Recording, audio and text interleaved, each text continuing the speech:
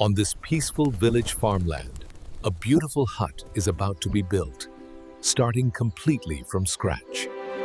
The first step begins by carefully marking the layout and measuring the foundation of the house. Using stones and natural mud, a strong foundation is created to support the structure. Next, strong wooden pillars are installed to form the main frame of the hut. Bamboo is woven together to form the walls, and a layer of mud plaster is applied for strength and insulation. The roof is carefully built using dried palm and coconut leaves, a traditional village technique. After hours of careful work, the beautiful village hut now stands proudly in the farmland.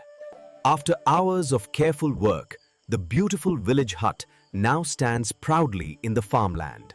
Inside the hut, natural wooden furniture and simple decorations create a warm and peaceful living space. This small hut has now become a comfortable home surrounded by nature.